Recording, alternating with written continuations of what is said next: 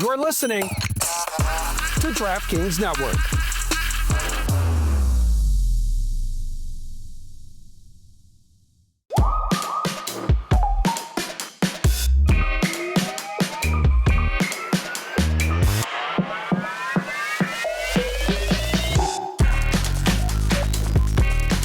What's up, y'all? Welcome to Good Follow, presented by DraftKings. I'm Ros Logan. That's my girl, Logan Hackett. Logan, what's goody? How are you? I'm doing amazing. How are you? Girl, I'm good. Our shows are shorter now. We do it 2 times a week. So I want to get us straight to the menu and what we've got to you in this episode, the second one of this week. We are going to talk about the MVP race. We're going to talk about the Rookie of the Year race and give our picks. Then we've got an exclusive little sit-down interview with friend to the show, our girl, Monique Billings, who has been crushing it for the Golden State Valkyries. They've been crushing it as they've had a win streak now with wins over the Aces in dominant fashion and then a gritty nail-biter in overtime against the Sparks. We're going to discuss with them what's going well for the Golden State Valkyries. And y'all, just a reminder, we now drop 2 episodes every single week, which you can catch on Tuesdays and Thursdays. Oh, I love the confetti. Wherever you get your podcast, on YouTube, on your phone, doesn't really matter, but please listen twice a week now. Ros, are you ready to get into this fun episode? Yes, let's do it. Let's do it. So let's start with the MVP. Right now, we have Napheesa Collier, Caitlin Clark, Asia Wilson, Brianna Stewart, and given how well Kelsey Plum is playing, plus leading the league in 3-pointers made, she deserves to be up there. But I want to know, who is your current MVP? So my MVP, though, if you can't tell, I'm rocking my unrivaled Lunar Owls Napheesa Collier jersey right now because, one, I think at this early point of the season, Napheesa is the MVP favorite right now. It's still early. But I would also like to pull up my receipts because I did predict this some time ago. Can we please see the receipts, producer extraordinaire? There it is. On January 18th, 2025, so at the very tip of the new year during Unrivaled Play, I was watching Napheesa Collier, and she was so dominant on both ends of the court, so highly skilled that I literally could not contain myself. I took myself to the Twitterverse, and I had to tell the people, I'm convinced we're in the Phee era. And that had nothing to do with slighting other players who are talented. But I was attacked. I was beaten up for my thoughts on literally watching Napheesa Collier's footwork and just range from everywhere. All 3 ranges, she could do something. Her reads, her movement without the ball, her defense, her blocks, her toughness, her physicality, her dominance. And I was like, whoa, because she's already that. Like, she's already a star. You know, she's already the runner-up for MVP. She's already an Olympian. She was a runner-up for the championship. She was the Defensive Player of the Year. So, like, what was I trying to point out? That I think there's even more coming. And guess what? Here we are. Here we are. So far, she's proven me right. Her team is undefeated. You know, we often look at that 50, 40, 90 percentage. She's shooting 52% from the field, 91% from free throw, 43% from 3. So she's super efficient. She leads the league in points. She's top 5 in rebounds and blocks. She's so good on defense. Again, team success does help the narrative. So Phee's my favorite for MVP right now. I absolutely agree. Her GOAT status is loading at this point, but it's also written in her name. I mean, you have the classic MVP, but you can also go MVP. Oh my gosh, that's a tongue twister right there. Wait, I'm sorry, Logan. What? Wait, can you MVP and then you have MVP. It's a double entendre, I think. Yeah, no. I'm with you. I see what you're doing, and I see it. Yep. Mm-hmm. Yeah, tongue twister over there. But I want to also move on to Rookie of the Year because they are putting on. Wait, yo! Why was Logan like, I'm about to kill him with this? Logan was like, yeah, wait till I drop this on him. She was like, wait, MVP. Okay, no, Logan, you get props for that. That was lit. Thank you. Let's move on to Rookie of the Year. Right now, the front runners are Kiki Irfan, Paige Records, and Sonia Citron. all having a great season so far. Kiki is close to averaging a double-double, which only 3 true rookies in the league have done: Tina Charles, Cheryl Ford, and Angel Reese. And then Sonia, on the other hand, is averaging 14 points while shooting nearly 49% overall and just over 40 from three-point range. Then you have Paige Beckers, who might make a push for the award once she's back in the lineup. But before going out, she was nearly at 15 points and 7 assists, which only Caitlin Clark and Skylar Diggins average more than 10 points and 6 assists as rookies. So with all that, who is your current rookie of the year? You know what's crazy? At this very moment, at the time of taping the show, I might go with the rookie of the month in Kiki Iriafen, because if you factor in Kiki's impact on the overall success of the team and the Mystics as well, I think that gives her the edge over a Paige Beckers, who's certainly also like one of the favorites for this award, and the person most people thought was going to just run away with it. But legitimately, the Mystics have been a surprise to start the season. And they're very much leaning on rookies for success right now. And Kiki and Sonia Citron, besides Brittany Sykes and Stephanie Dolson, it's a whole bunch of young players. It's Shakira Austin. It's Aaliyah Edwards. Like, it's a youth movement there. It's actually, the future is very bright for the Mystics. But to average a double-double as a rookie, like, we were having this discussion about Angel Reese last season, but the efficiency wasn't there. And now you have Kiki, who's doing a double-double, but shooting 52% from the field. And her motor's crazy because 3 of those rebounds a game are offensive. Like, she is just attacking the glass. And if we want to talk about efficiency, maybe one of her top contenders for Rookie of the Year, or competition, if you will, is Sonia Citron, who's shooting, like, her efficiency is crazy, especially for a guard. But just to come back to Paige's overall body of work here, I think some of the Rookie of the Year momentum and narrative shifted a little because she's missed some time with the injury and then an illness. She had the concussion protocol. But before that, I mean, it's very hard from the guard position to have that kind of production of points and assists and keep the turnovers low. And it's even harder on a struggling team. Like, Dallas is really struggling. Arike, even just to call out one name, is having a career low season. And that's hard on a rookie point guard. So props to Paige Beckers for figuring that out. Also, shout out to Sanaya Rivers, also on a struggling team in the Connecticut Sun, but she's being leaned on and has had some nice moments. And maybe a less traditional rookie, Janelle Salon for the Golden State Valkyries. She's a little bit older, but still a rookie. And doing her thing representing for the international girlies. So I think the Rookie of the Year race is exciting, better than we expected. What do you have for Rookie of the Year?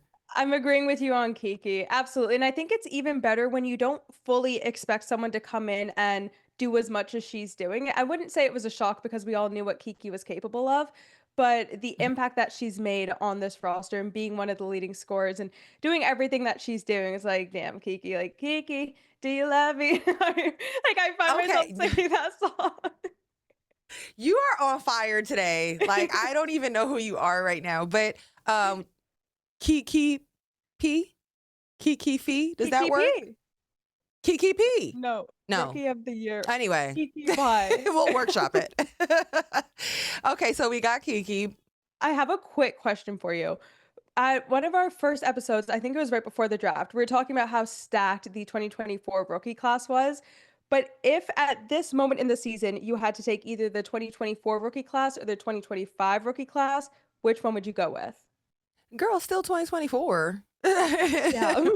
I mean, that was a generational, like, scape of women's basketball changing draft class in the class of 2024.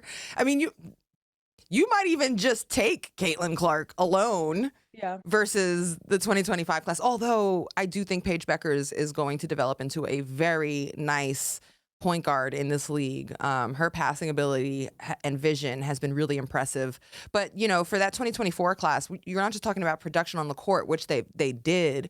You're talking about just changing the way, like, people look at women's basketball, cover it, the attention, obviously the Angel Reeses, but the Cameron Brinks, Rakia Jackson, Camila Cardoso, like, they've all, I don't know, their year 2 is a little spicy, actually. This is a bigger discussion. Their second season is a little bit interesting because there's been injuries and maybe a bit of a sophomore slump. Who knows? Well, y'all, Let's we'll leave discuss you that. on That's that interesting. question. Yeah, leave your answer in the comments. We would love to hear. But y'all, coming up, Roz gets a Valkyries update from Valkyries Forward and our very own friend of the show, Monique Billings. We'll be right back.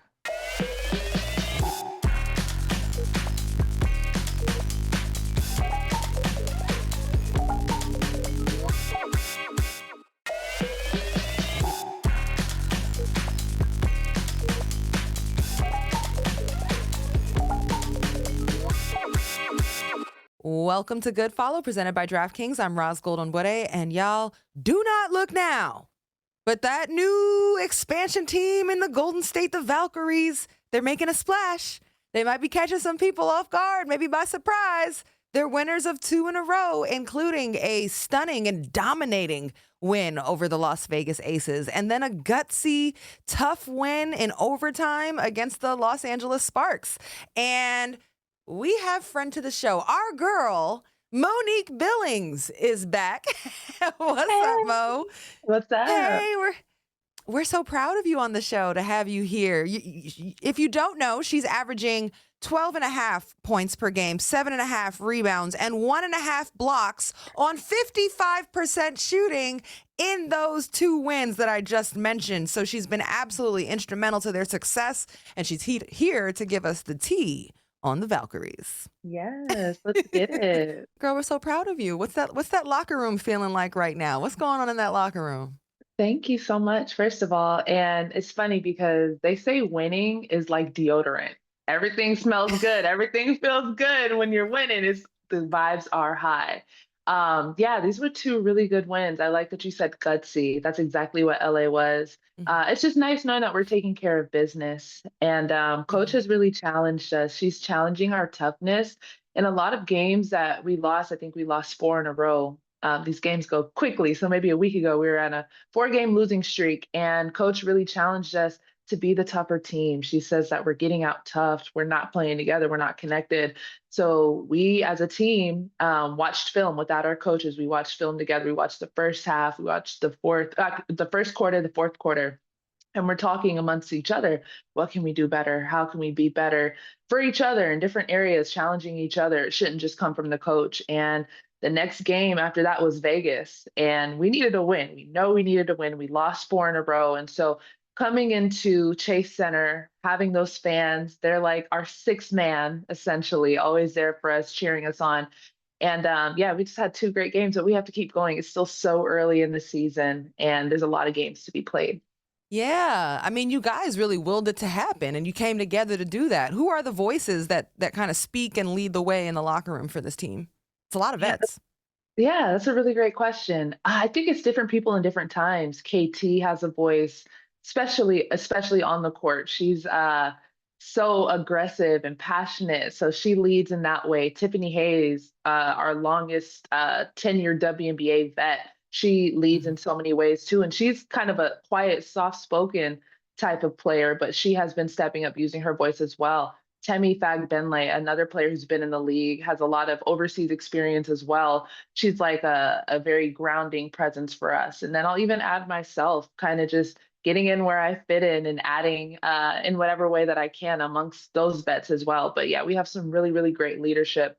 And then great rookies as well. Like, it's awesome having great vets, but it's even better when you have great rookies who are willing to learn, who are sponges, and yeah, just willing to be the best that they can and grow. Mm-hmm. Yeah, 2 of your rookies in particular have been making a big splash. Carla Late, Janelle Salon. It's a very international locker room in general, but like, is language a barrier? Like, how is communication? And is that locker room just like all sorts of languages being spoken? It's all sorts of languages. We're all making fun of each other all the time with accents and how people say things. So we keep it light. It's a lot of fun. But no, I would say language for me hasn't been a factor that I've seen as like a distraction or anything on the court. I think we figure it out. Like, we've all played at such high levels, especially overseas. All of us have overseas experience. And so it's like, how to figure it out. At the end of the day, hoop is hoop. And so when you need to get a bucket, when you need to get a stop, sometimes you just got to give a look. Like, no words need to be spoken. It's a look. You're a baller, Roz. You know how it is. Yeah. Yeah. It's a universal language on that It's one. a universal language. What's Coach Nakase getting right now for this team? Oh my goodness. I can imagine just the pressure of trying to figure out what combos work on the court, who plays the best together. But I think something that she does really well is delegating. I think she has an amazing staff, and her staff really pours into us as players, and they're just there as resources. You need to watch film, you need to get extra shots up. She has people around her, and I think that's what truly makes a great team when you have so many people around you, specifically in like supporting staff and then coaching staff, people around you who see the vision, who have also bought in. Our team has bought in, coaches have bought in. And when all that comes together, it makes her job a lot easier. So I think what she's done right is just putting the pieces together. Post game, sometimes we see teams doing like kind of gimmicky stuff, celebrating, handing out awards. What are the things that you guys, that coach and the team is celebrating, even awarding in the locker room, or at least calling out post game? Yeah, that's a really great question. I mean, I just think effort and toughness. Those are the biggest things, the things that we can control. Coach Nakase wants us to be killers, fighters, and to know that we're not getting outworked, out tough. And so those are the things after those games that we've won and put our stamp on, whether it be a blowout type of win or a really gritty overtime win. When she comes into the locker room, she's proud that we got it done because it's so hard to win in this league. Absolutely. Right now, you're coming off the bench. You're delivering for the team. How much are you settling into making a role for yourself with this squad? And if it's coming off the bench, Mo, you're a candidate for Sixth Woman of the Year. Oh, I really appreciate that, Roz. Thank you. For me, I just want to be a star in my role.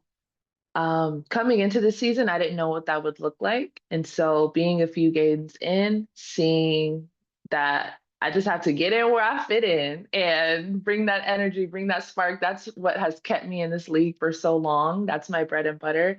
And so being able to do that, but also continuing to just get more confident, feel free on the court, having those experiences, being able to play with great players around me, and just building our chemistry has helped me a lot. And so I don't even want to focus on coming off the bench or starting or whatever. Those I feel like have been distractions for me in the past. And so, like I said, I just want to get in where I fit in and contribute. Mhm. How much did you just desire a place, a team to call home?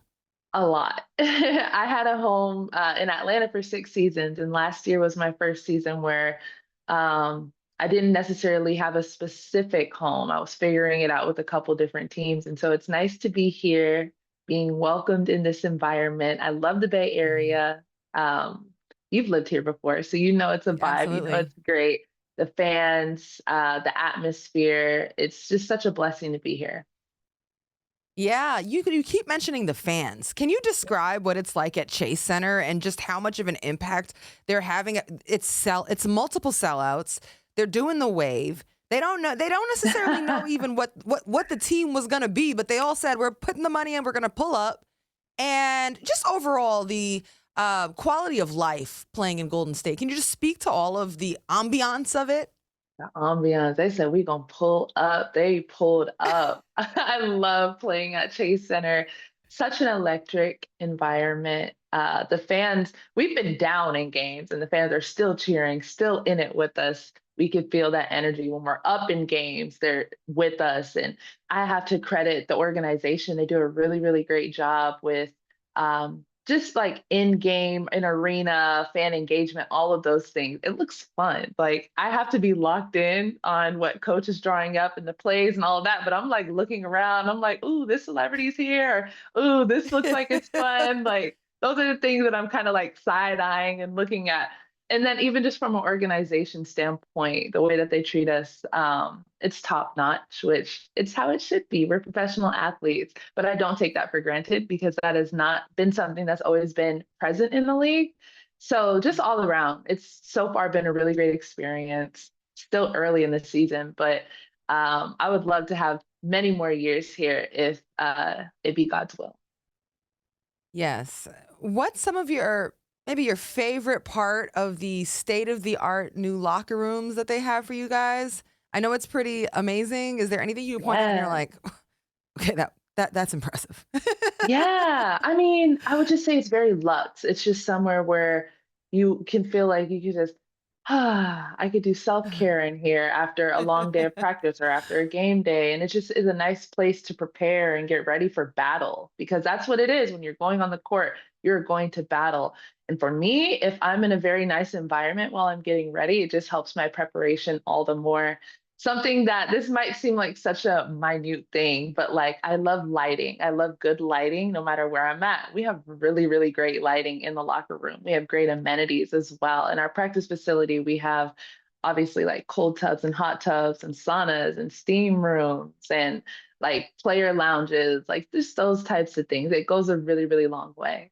Imagine they had like a lighting room just for like pictures and selfies. That would. You get it. You get I it. get it. Like We on the same page. we on the same page. We're different though. I don't know if I could be somewhere too luxe. I'll come out relaxed to the game. I need to be like, they need to put me in the mud somewhere. So I was grinding to get my way out here. I But, feel that.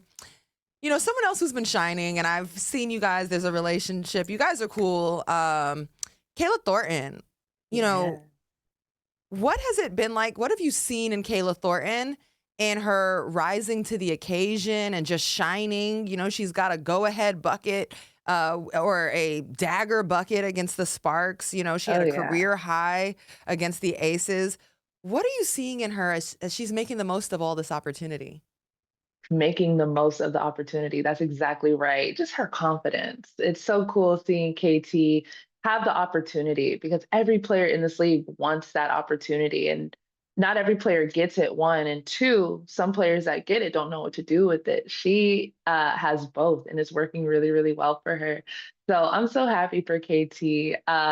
In the locker room, we all tease each other a lot. And we have just a lot of like good vibes, but we all tease each other about KT's stank face. When she has that stank face on the court, she's in that mode. And that's something that I really like to see. I'm so happy for her. I know she's going to continue to shine. And yeah, she's just in a really, really great spot. Yeah, she made that stank face on a transition three. I think it was a pull-up transition three against the Aces. Did I make that up? She did. At this point, it's like every game. But when KT makes that stank face, I'm like, oh yeah, she in that mode. She locked in. Oh, did she show you her New York Liberty championship ring? Yes, she did. And it opens up and there's like diamond earrings in it. So nice. I'm sure you've seen other rings, but was this the nicest you ever saw? Yeah, I would say it was definitely the nicest. It was big, like the size of it, it was just shining. She looked so happy when she was putting it on. We went to New Hmm. York, they got to celebrate her, they got to honor her. It's amazing being able to win a championship in this league. And so for her to be able to play with greats, to contribute in such a big way, like Hmm. she's just having in a great season of life, I would say. Yeah, that's awesome. And I actually just saw you guys. You had 2 games in a row in New York, and I was there with the Liberty. Um, how is this new schedule with more additional added games? How is that? Do you feel that at all? Ask me in a couple months, girl. I think I have a very different response. But at this moment, I think I'm okay.